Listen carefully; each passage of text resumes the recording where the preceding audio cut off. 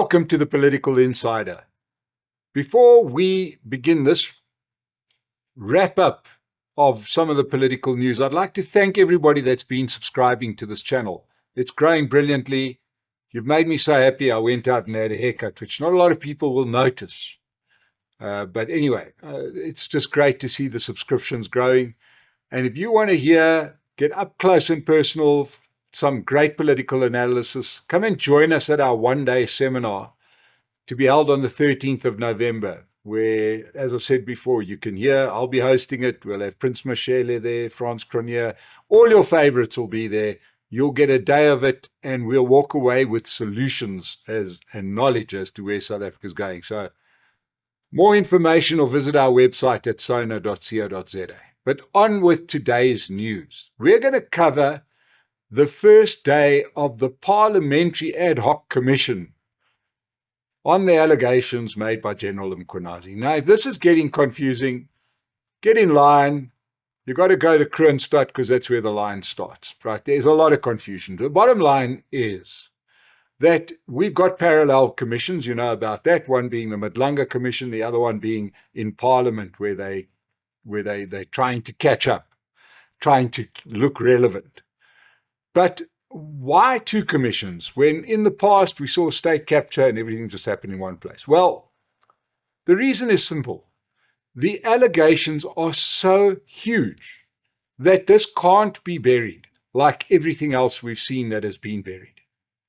So that just sets the scene. So anyway, what's going to be more confusing is when both commissions are running at the same time. That's going to happen from next week. But anyway, yeah, let's talk about the first testimony at the Parliamentary Ad-Hoc Committee. Now, as I've mentioned before, this Parliamentary Committee has been hamstrung immediately. It is led by the ANC. Their wonderfully named Soviet Lechanyani heads up this commission. So he's in absolutely no hurry to get this commission going. And the more it stumbles, the more he's done his job.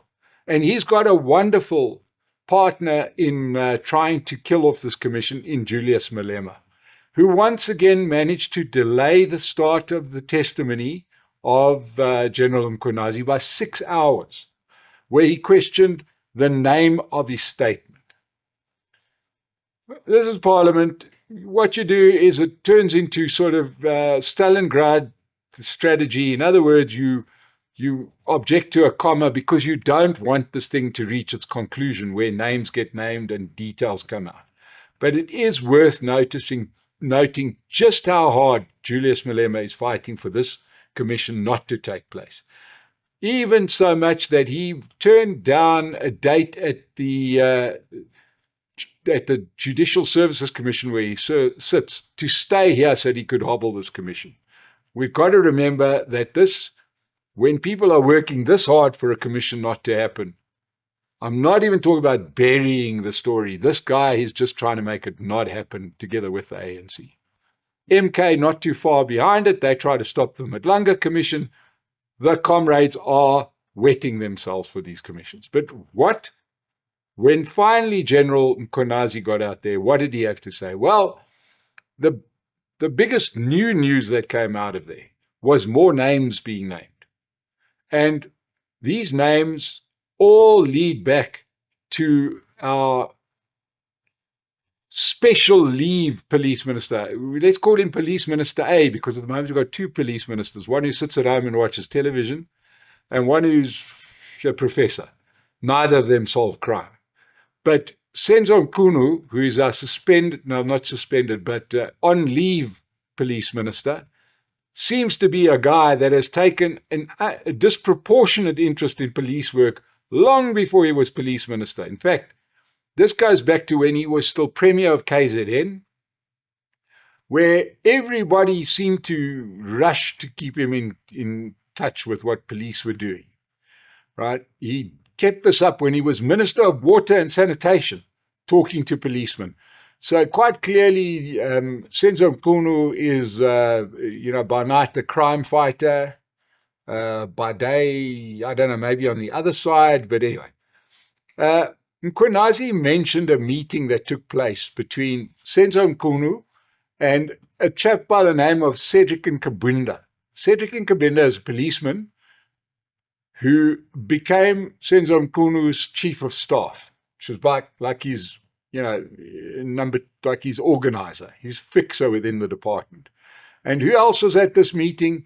None other than our good old friend Robert McBride. There's a name from the past. Remember Robert McBride? He was head of IPID, the Independent Police Investigative Director. He's a man with controversy. He has a past. He calls it struggle. Others call it something else. But anyway, they got on a plane in Gauteng to go to the sprawling metropolis of Empangeni to keep the then Premier of KZN, Senzo Mchunu, in touch with what police were doing. You got to ask why, but hey, or you got to look at it another way and say, if Senzo Mchunu was a guy being informed by police about stuff that's got nothing to do with him, clearly is not the only guy who's got policemen at his beck and call. No wonder nobody solves crime. The police are too busy solving their own issues inside. Now, there's the other thing that comes out is that there's another competing structure called IDAC, Investigative Directorate Against Corruption. This has become Orwellian. You give these things names knowing they're never going to do what the name says, because if you even knew there was a body that was out there to investigate corruption, you would say they've got to be about the most useless body in the world, because South Africa corruption has exploded. So this Investigative Directorate Against Corruption, IDAC, clearly one of the more useless organizations in the country, because we've got rampant corruption and they've done nothing about it. According to Mkhwanazi, there's a good and a bad part of IDAC. The good part is where you've got people like Andrea Johnson. Remember her from the NPA. She's there. Apparently still can't investigate anything, but apparently there's rogues within IDAC, right? And it's incredible. But anyway, Senzo Mchunu wanted to know what was going on in IDAC. The Madlanga Commission unearthed a lot of stuff, but there's clearly a lot more that is going to come out. And it's all got to do with criminal syndicates. It's all got to do with people that are responsible for policing but are just not doing their work. Now, interestingly, one of the other things that came out was that when Senzo Mchunu ended the Political Killings Task Team, which was the body that was meant to do what the name suggests, and that was to investigate political killings in KZN, got hot on the heels to realize that these weren't just killings like one guy was unhappy with another guy. This, in fact, was the work of criminal syndicates. That's when the police minister, as he was then, shut it down. But he also shut down some other bodies at the same time, like border investigations. Obviously, this was to keep the roads open for these criminal syndicates, to ferry people across borders, to ferry stuff across the borders. We know about them being involved in drug syndicates and all sorts of things. Very, very confusing. But the bottom line is we've got to keep an eye on two key people here. One is clearly Mkhwanazi, who seems to be, by all accounts, an honest cop trying to do police work. He even, I suppose, to enhance his CV, he was acting police commissioner under Jacob Zuma, who found that he was doing his job too good and relieved him of his position, and then never put him into another position. He sat at home for a couple of years, and then put in a tame police commissioner in Fanny Masemola. So he seems to be the good guy. Senzo Mchunu, no doubt he was the fixer. Was he just doing this of his own volition, or was he doing that for his best mate, Cyril Ramaphosa? Who knows? But the bottom line is that the one guy organized the police and got them to do their bidding. And it's a miracle that our police do any work at all when you hear what's going on at the commission, and all they do is fight each other. It's going to get a little bit more confusing. As I mentioned at the start, the Madlanga Commission starts again next week. And by that stage, this Parliamentary Commission may be in full swing. The interesting thing that's going to come out of the Madlanga Commission is they're going to have the well-known Brown Machotse, who is the link between the criminal syndicates and the politicians. And he seems to be speaking to everyone. Perhaps we should invite him here for an interview. He seems to be talking to everybody.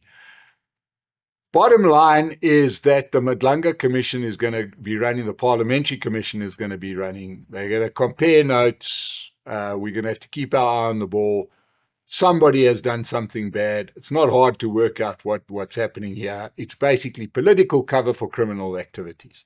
It's just a question of working out who the good guys are and who the bad guys are. It links into other stuff that we are starting to see. Right, we mentioned recently about the ANC's financial problems, which, as we know, surfaced about 2 weeks before they took Israel to the ICJ, and suddenly their financial problems disappeared, but they're back again because they are a money-hungry organization and their criminal networks have now been disrupted. They're struggling to keep their business afloat, their business of the ANC. And in actual fact, an insolvency application has been filed against the ANC by Ezulweni Investments. This is now the crowd that originally had the problem where a big fat bill of over 100 million rand wasn't paid for election work done in 2019. You got to love it because the CEO says he remains a committed member of the ANC and he's a supporter, but he's just filed for them to be made insolvent. They've had 3 bank accounts frozen, and it leaves them in peril. Because remember, we a while back spoke about the largesse, the big money, our taxpayer money that's given to the ANC, and some of it still needs to be paid over. Well, you can't just play fast and loose with taxpayer money. And it's going to be very interesting to see whether Treasury releases the money to the ANC. They probably will, if they are insolvent. Who knows? It's worth watching. But their money problems are not going to get any better because right now there's no company, a formal company, an established company that will give them money.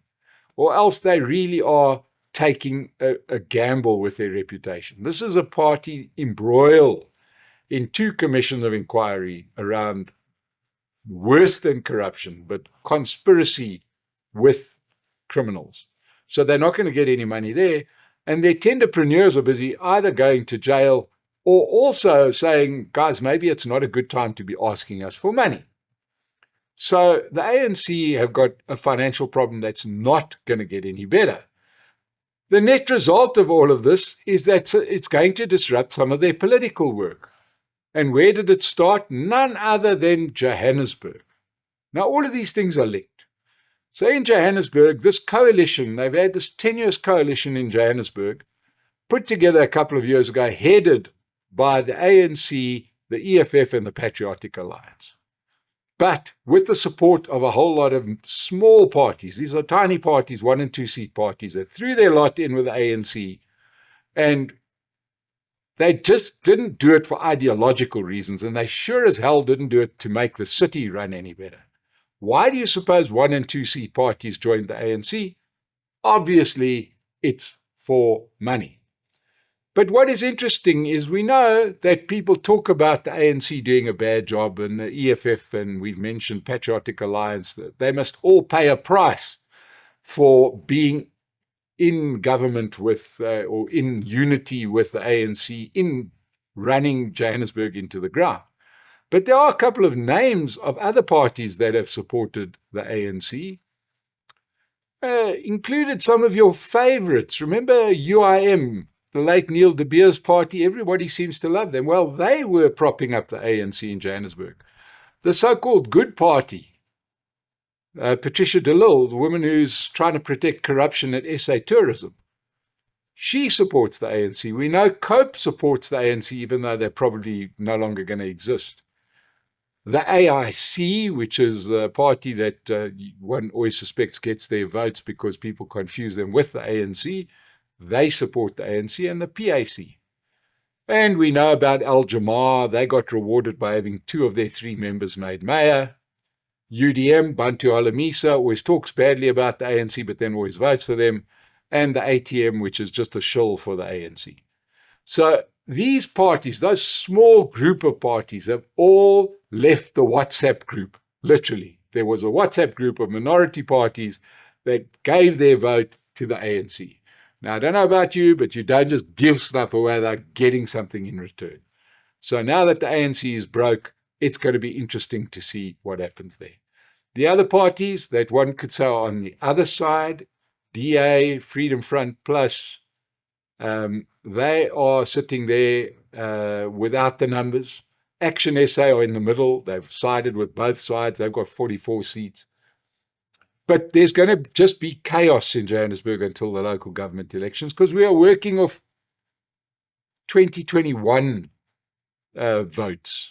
Back then, there was no Mkhonto where Sizwe, and probably that's why many of these small parties got voted in. There was no Rise Mzansi, Build One South Africa, etc. The voting patterns will change. These elections can't come soon enough. But the worst of the lot is this is going to happen in all the metros. As the ANC loses its money, as the ANC loses its influence, all those little parties are going to desert the ANC, and we are going to see chaos in metros around the country that are being run by coalitions. That includes, obviously, Johannesburg. We've spoken about that. City of Tshwane, Kuruleni, Nelson Mandela Bay, even places like Mangaung. These are going to be very, very suspect between now and the election. If anybody is hoping to exist after the election, they better desert the sinking ship fast. Thank you so much for the update. Obviously, with all this commission, it takes a little bit longer, but thanks for sitting with us. Subscribe to the Political Insider. We'll see you again soon.